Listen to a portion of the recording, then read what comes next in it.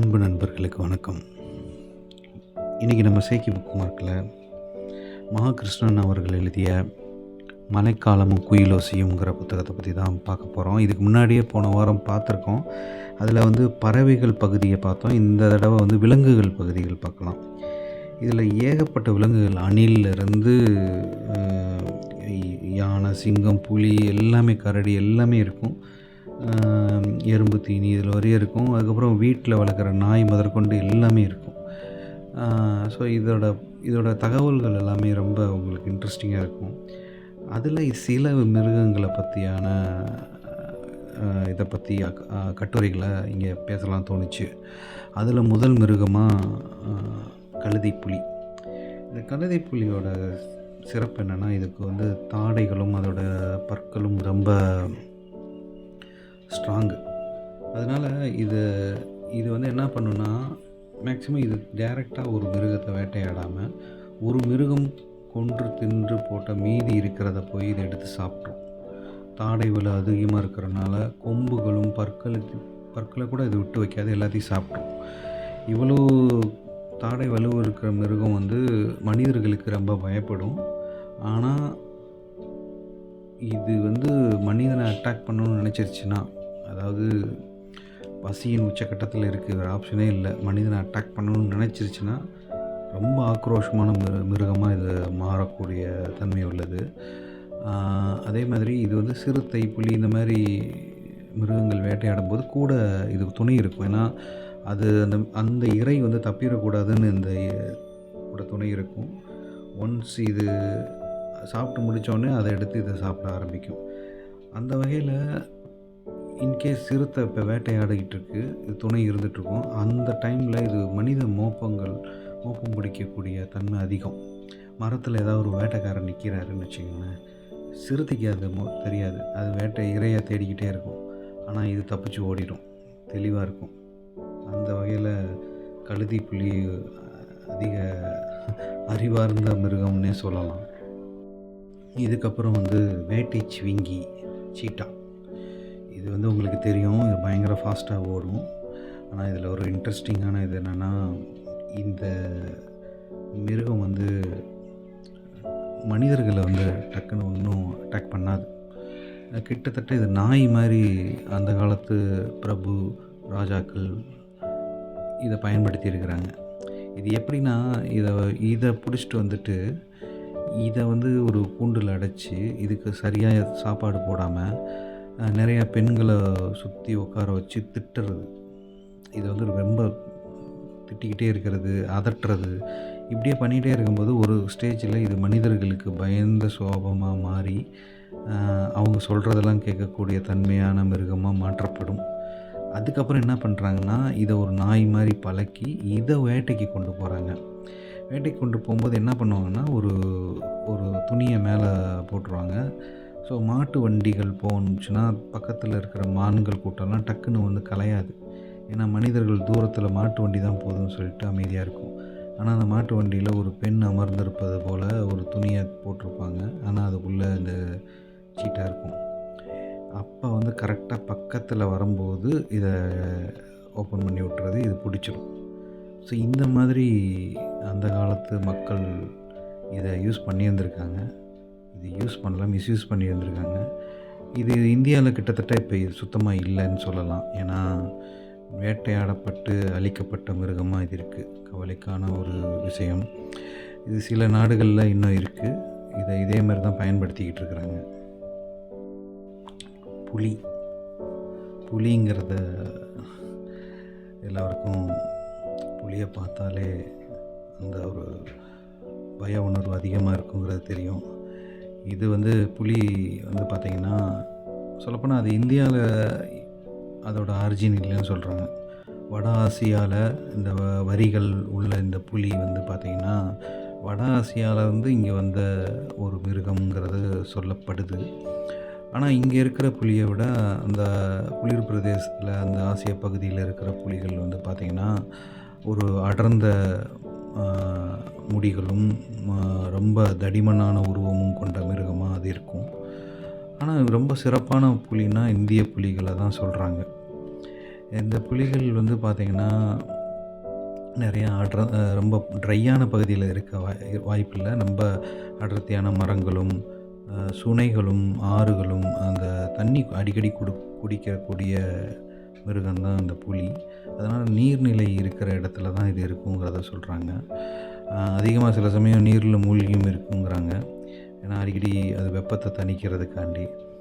இது இல்லாமல் இது வந்து நிறைய மிருகங்களை வேட்டையாடக்கூடிய ஒன்று. சில சமயம் சிறுத்தைகளே வேட்டையாடும்.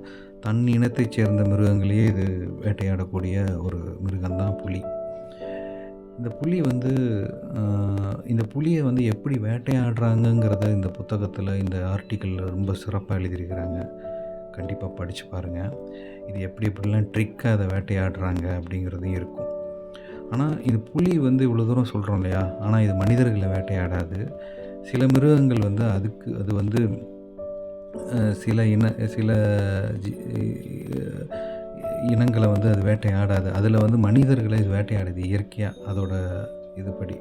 ஆனால் மனிதர்களை வேட்டையாடும். எப்படின்னா அது வந்து ஆட்கொல்லி புலியாக இருந்துச்சுன்னா அதை வேட்டையாடும். இந்த புத்தகத்தில் எப்படி போட்டிருக்காங்கன்னா, ஒரு கிராமத்து பக்கத்தில் இருக்கிற அந்த மாட்டு தொழுவங்களில் இருக்கிற மாடுகளை சாப்பிடும்போது அங்கே வர மனிதர்கள் இடையூறாக இருந்தால் அந்த ஆட்கொல்லி மிருகமாக மாறும் மனிதர்களை சாப்பிட்டு. இது பரம்பரையாகவும் வரும்னு சொல்கிறாங்க. இதை பற்றி இன்னும் டீட்டெயிலாக நீங்கள் படிக்கணும். இன்னும் இன்ட்ரெஸ்டிங்கான ஒரு புத்தகம் இருக்குது. ஜிம் கார்பெட்டு அவரோட எழுதிய ஆட்கொல்லி புலி, குமாயூ, அந்த மாதிரி சில புத்தகங்கள் அவர் புலி வேட்டைகள் பற்றி நிறைய எழுதியிருக்கிறாரு. அதில் நான் படித்து பார்க்கும்போது எப்படி இருந்ததுன்னா, ஒரு புலி எப்போ ஒரு ஆட்கொல்லி புலியாக மாறுதுன்னா, சில மலை பிரதேசங்கள்லாம் வந்து தற்கொலை பண்ணி ஒரு மனிதரோட உடல் கிடக்கும் இல்லையா, அந்த டைமில் ஒரு இரையே கிடைக்காம வேறு வழியே இல்லாமல் அந்த இறந்த மனிதர்களை சாப்பிடும் இந்த புலி. அப்படி சாப்பிடும்போது அதோட ருசி அறிஞ்சு அப்போ தான் ஒரு புலி ஆட்கொல்லி புலியாக மாறுது. இதில் முக்கியமாக இன்னொன்று என்னென்னா, சில சமயம் வேட்டையாடும்போது குண்டடிப்பட்டு தப்பிச்சு போயிடும் இல்லையா, அந்த மாதிரி குண்டடிப்பட்டு தப்பிச்சு போகிற புலி தான் இருக்கிறதுலே ரொம்ப ரொம்ப ஆபத்து. அதுக்கிட்ட எது வந்தாலும் முடிஞ்சு கதை டேஞ்சராக மாறிடும். ஸோ இந்த மாதிரியான புலியை பற்றியான ரொம்ப டீட்டெயில்டான 2-3 ஆர்டிக்கிள் கலந்து இதில் இருக்குது. கண்டிப்பாக படித்து பாருங்கள். சிங்கம் வந்து கவலைக்கிடமான ஒன்று என்னென்னா, அதோட கிட்டத்தட்ட அழிஞ்சு போச்சு, அந்தளவுக்கு இருக்குது. ஏன்னா 19ஆம் நூற்றாண்டுலேயே பார்த்திங்கன்னா, இந்த ஆங்கிலேயர்கள் இருக்கிறப்பயே இது வந்து நிறைய வேட்டையாடப்பட்டிருக்கு. அரசர்கள்னாலும் பிரபுக்கள்னாலையும் ஜமீன்தார்கள்னாலையும் இது வந்து நிறைய வேட்டையாடப்பட்டிருக்கு. கிட்டத்தட்ட 19ஆம் நூற்றாண்டு முதல் பகுதியிலேயே வந்து ஒரு 80 சிங்கங்கள் வேட்டையாடப்பட்டிருக்கு. ஸோ இது சுத்தமாக கிட்டத்தட்ட இது ரொம்ப அதோட இனமே அழிஞ்சு போகிற தருவாயில் தான் இப்போ இருக்குது. இது பார்த்திங்கன்னா இதோட கலப்புகள்லாம் இருக்குது. ஒரு சிங்கமும் புலியும் சேர்ந்தால் எப்படி இருக்கும், ஒரு ஆண் புலியும் பெண் சிங்கமும் சேர்ந்தால் எப்படி இருக்கும் அப்படிங்கிறதுக்கு நிறையா வைகர், டைகான், இந்த மாதிரி. அதாவது புலி தாயாக இருந்துச்சுன்னா அது வைகர், சிங்கம் தாயாக இருந்துச்சு, புலியோடு இருந்துச்சுன்னா அது டைகான் அப்படிங்கிற மாதிரியான ப்ரீட்ஸ்லாம் இதில் இருக்குது. இது இல்லாமல் சிங்கம் பெருசா புலி பெருசா அப்படிங்கிறது பார்த்திங்கன்னா, பிடரியை பொறுத்தளவு பார்க்க சிங்கம் பெருசாக தான் இருக்கும், ஆனால் சாதாரணமான இல்லை. ஆனால் புலி தான் பாஞ்சு பிடிக்கிறது, இதிலெல்லாம் வந்து புலி தான் வலிமையானதுங்கிறத இந்த புத்தகத்தில் சொல்கிறாங்க. இப்போ வந்து நம்மளோட புத்தகத்தில் நிறைய மிருகங்கள் இருந்தாலும் அதை நீங்கள் படித்து தெரிஞ்சுக்கோங்க. ஆனால் எனக்கு ரொம்ப பிடித்த மிருகமான யானையை பற்றி பேச போகிறோம். யானை பற்றியான இந்த இதில் வந்து 2 கட்டுரைகளுக்கு மேலே இருக்குது. அது வந்து பார்த்திங்கன்னா யானைன்னு இருக்கும், அதுக்கப்புறம் காட்டு யானைன்னு இருக்கும். நீங்கள் படித்து பார்க்கும்போதே தெரியும், இதில் இந்த மிருகங்கள்லேயே ரொம்ப நல்ல மிருகமாக எனக்கு தோன்றுறது வந்து யானை. ஏன்னா இந்த யானை வந்து பார்த்திங்கன்னா ஒரு ஒரு யானை வந்து கூட்டத்தில் வந்து நிறையா விதிகள்லாம் அதுவே வச்சுக்கும். எப்படின்னா, ஒரு பெண் யானை தான் தலைவராக இருக்கும். அந்த யானைக்கு அந்த யானை கூட்டத்துக்கு வந்து 6 யானையும் இருக்கலாம், இல்லாட்டி 60 யானையும் இருக்கலாம். ஒரு யானை கூட்டத்தில் வந்து ஒரு குட்டி பிறக்குதுன்னா, அது 1½ வருஷம் கழிச்சு தான் பிறக்கும். பிறந்ததுன்னா, அது பிறக்கும்போது கூடவே அதோட தோழி யானை வந்து கூடவே இருந்து அது பாதுகாத்துக்கும், எதுவும் வரவிடாம. அதேமாரி யானை வந்து பார்த்திங்கன்னா, புலி, சிங்கங்களுக்கெல்லாம் பயப்படும் அப்படிங்கிறதெல்லாம் சும்மா. ஒரு வயது வந்த களிறுங்கிறாங்க. அந்த வயது வந்த யானை, முதிர்ந்த நல்ல யானை, அது பலமான பெண் யானை. இதுகிட்டலாம் வந்து புலி, சிங்கம்லாம் வந்து ஒரே மிதி தான் முடிச்சு விட்டு போயிடும். ஸோ அந்த மாதிரியான யானைக்கு பலம் அதிகம். இதோட விதி வித்தியாசமாக இருந்தது. எப்படின்னா, இதுக்குன்னு ஒரு ரூல் வச்சுக்குது. ஒரு ஆண் யானை பிறக்குது. அது பிறந்து அது ஒரு கிட்டத்தட்ட ஒரு 15, 16 வயசு ஆனவுடனே அதை வந்து அந்த கூட்டத்துலேருந்து அது விலகி போயிடும் அதுவே. இல்லாட்டி விலக்கி விட்டுருவாங்க. அது அந்த கூட்டத்துக்கு வர விட மாட்டாங்க. அந்த யானை வந்து தனியாகவே சுற்றி இன்னொரு ஆண் யானை அதே மாதிரி பிரிஞ்சு வந்திருக்கும் இல்லையா, அது கூட அப்படியே சுற்றிக்கிட்டு இருக்கும். ஒரு ஸ்டேஜில் வேறு ஒரு கூட்டத்தில் இருக்கிற ஒரு பெண் யானையோடு சேர்ந்து அந்த கூட்டத்தில் ஒரு ஆளாக வந்து சுற்றிக்கிட்டு இருக்கும். மேக்ஸிமம் ஆண் யானை வந்து தனித்து ஒத்த யானைங்கிறாங்களே, அது அப்படி தான் தனித்து வந்து வாழும். ஸோ இந்த ஒத்த யானைகிட்ட சிக்கக்கூடாது. ஏன்னா இது வந்து கொஞ்சம் கோபக்கார யானையாக தான் இருக்கும். அது இல்லாமல் இதோட சாப்பிட்ற உணவுகள் என்னென்ன, எவ்வளோ எடையுள்ள உணவுகள் சாப்பிடும், எவ்வளோ தூரம் நடக்கும். யானை போகிற பாதையை வந்து நிறையா பேர் வந்து காடில் வந்து நடக்கிறதுக்கு யானை பாதையை தான் யூஸ் பண்ணுவாங்க. ஏன்னா யானை வந்து ரொம்ப சருகலான பள்ளமேடான பகுதிகளெல்லாம் நடந்து போகாது. அது வந்து சுற்றி போனாலும் அது போகிற பாதை வந்து மனிதர்களுக்கு நடக்கக்கூடிய இலகுவான பாதையாக அது இருக்கும். அதே மாதிரி இது நிறையா புதர்கள் இதெல்லாம் தாண்டி வந்தாலும் இதனால் எந்த ஒரு செடி கொடிகளும் பாதிக்கப்படாது. உடஞ்சி விழுந்தாலும் அது திரும்ப வந்து வளரக்கூடியதாக தான் இது இருக்கும். இது போகிற பாதையில் மூங்கில்கள் அதிகம் விரும்பக்கூடிய இது யானை. ஸோ இந்த மாதிரி நிறையா தகவல்கள் இருந்துகிட்டே இருக்குது. இது இல்லாமல் அதோட தும்பிக்கையை வச்சு அது கொடுக்குற சவுண்டும், அந்த கூட்டத்துக்கும் அதுக்கு இருக்க அன்புகள், இந்த மாதிரியான நிறைய இன்ஃபர்மேஷன் இந்த யானை பற்றி இருந்துக்கிட்டே இருக்குது. இந்த ஃபன்னான விஷயம் என்னென்னா, நல்ல வழி இருந்து சில சமயம் ஒரு நீர் ஓட்டமான இருக்குது, சறுக்கலாக இருக்குன்னா, குழந்தைங்க மாதிரி சறுக்கி விளையாடக்கூடிய ஒரு ஜீவன் தான் யானை. யானை சறுக்கிட்டு வந்தால் எப்படி இருக்கும், உட்காந்து இமேஜின் பண்ணவே அழகாக இருக்குது. அது இல்லாமல் யானைகளுக்கு வந்து ஞாபக சக்தி அதிகம். அதனால் ஏதாவது ஒன்று பார்த்துருச்சுன்னா அதை ஞாபகம் வச்சுருக்கும் ரொம்ப வருஷத்துக்கு. அதேமாதிரி இது வந்து ஒரு 70, 100 வருஷம் கூட வாழக்கூடிய தன்மை உள்ளது. அது இல்லாமல் பார்த்திங்கன்னா, இதோட ஞாபக சக்தி அதிகமாக இருக்கிறனால ஏதாவது ஒன்று நோட் பண்ணிட்டேன்னா அடுத்த தடவை வந்ததுன்னா அதை அடித்து முடிச்சு விட்ரும். ஸோ அந்த மாதிரியான தன்மை கொண்டது. இது இல்லாமல் இதுக்கு வந்து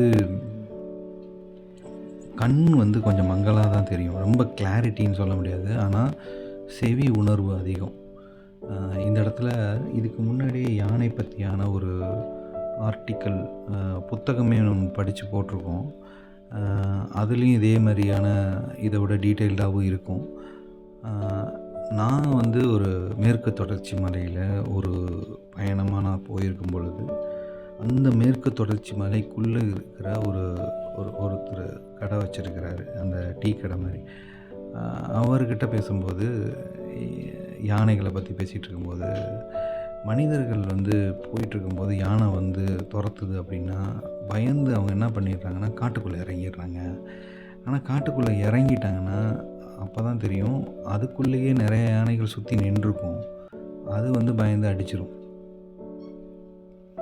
யானைக்கிட்டேருந்து தப்பிக்கணும்னா ஒன்று ஜிக்ஸாக்காக ஓடணும், இல்லைன்னா ஒரு பள்ளம் மேடு பள்ளத்தை நோக்கி ஓடிடணும். அந்த மாதிரியான பகுதியில் அது இறங்கி டக்குன்னு வர முடியாது. ஆனால் நீங்கள் ஸ்ட்ரெயிட்டாக ஓடணுன்னா அது ஏதோ உருவத்தில் பெருசு, அவளை நம்மளோட ஸ்பீடை பிடிக்க முடியாதுன்னு நினச்சி தப்பு கணக்கு போட்டுறக்கூடாது. ஏன்னா அதோட ஸ்பீடு ரொம்ப அதிகம் ஸ்ட்ரைட்டாக ஓடிச்சுன்னா. அதனால் ஜிக்ஸாக்காக ஓடுறதும் பள்ளத்தை நோக்கி இறங்குறது தான் சாமர்த்தியம், மனிதன் தப்பிக்கக்கூடிய ஒரு செயல். இது மாதிரி இந்த புத்தகத்தில் இன்னும் நிறையா மிருகங்கள் இருக்குது. நாய்கள் பற்றி இருக்கும். நாய் ப்ரீட்ஸ், ராஜபாளையம் நாய், சிப்பிப்பாறை. இவர் நம்மளோட கிருஷ்ணன் அவர்கள் எப்படி ஒரு நாயை வளர்த்தாரு, ஆட்டுக்குட்டி எப்படி வளர்த்தாரு, ஆட்டுப்பால் எப்படி இருக்கும், ஆடை வேட்டையாடின சிறுத்தைகளை பற்றியான கதைகள்லாம் இல்லை. இது எல்லாமே அவரோட நாட்குறிப்பு மாதிரி தான் இருக்குது. ஒவ்வொரு மிருகங்களை பற்றியும் அவ்வளோ தெளிவாக எழுதியிருக்கிறாரு. இந்த புத்தகத்தில் எனக்கு ரொம்ப பிடிச்ச விஷயம் என்னென்னா, ரொம்ப டீட்டெயில்டு, ரொம்ப ரொம்ப சயின்டிஃபிக்காக, ரொம்ப நுணுக்கமான இதெல்லாம் நமக்கு தேவை கிடையாது. இது பொதுவாக இதோட உருவம் எப்படி இருக்கும், இது எவ்வளோ இருக்கும், என்ன சாப்பிடும், இதோட சுபாவம் எப்படி, இதுகிட்டேருந்து எப்படி தப்பிக்கலாம், அதை பார்த்த அனுபவம், இந்த மாதிரியான இதெல்லாம் இருக்கிறதுனால இந்த புத்தகம் கண்டிப்பாக எல்லா பேரும் வாங்கி படிக்கணும். என்னென்னா, இது ஒவ்வொரு வீட்லேயும் இருக்கணும். குழந்தைகள் இருக்கிற வீட்டிலலாம் கண்டிப்பாக இருக்கணும். ஏன்னா ஒரு மிருகத்தை பற்றியும் தெரிஞ்சுக்கலாம், இதில் தெரிஞ்சுக்கலாம். இதுக்கப்புறம் இந்த புத்தகத்தை கடைசியில் அவர் எடுத்த புகைப்படங்கள், அவரோட காட்டு அனுபவங்கள், இதெல்லாம் கொஞ்சம் இருக்கும். கண்டிப்பாக இது ஒரு ரொம்ப திருப்தியான புத்தகம். என்றைக்குமே நம்ம வீட்டு லைப்ரரியில் இந்த மாதிரியான ஒரு புத்தகம், சூழல் சார்ந்த ஒரு புத்தகமாக இந்த புத்தகத்தை நம்ம வச்சுருக்கணும். கண்டிப்பாக இதை வாங்கி படிங்க. இதே மாதிரி வேறொரு புத்தகத்தில் நாம் சந்திப்போம் நண்பர்களே. எல்லாரும் இந்த பாட்காஸ்ட்டை நீங்கள் கேட்டுட்டு உங்களோட கருத்துக்களை எதாவது பதிவிடுங்க. அப்போ தான் எனக்கு கொஞ்சம் ஆர்வமாக இருக்கும். ஓகே, அடுத்த கட்டமாக என்னென்ன பண்ணலாம், என்னென்ன புத்தகங்கள் படிக்கலாம் அப்படின்லாம் தோணும். ஸோ இதுக்கப்புறம் நான் லியோ டால்ஸ்டாய் அவர்களோட கதைகளை படிச்சுக்கிட்டு இருக்கேன். அதோட ஒவ்வொரு கதைகளையும் முடிஞ்சளவு நான் பதிவிடுறேன். ரொம்ப நல்லா இருக்குது கதைகள். கண்டிப்பாக வேறொரு பாட்காஸ்ட்டை சந்திப்போம். எல்லாம் சரியாகும். நிம்மதியாக தூங்குங்க. நன்றி, வணக்கம்.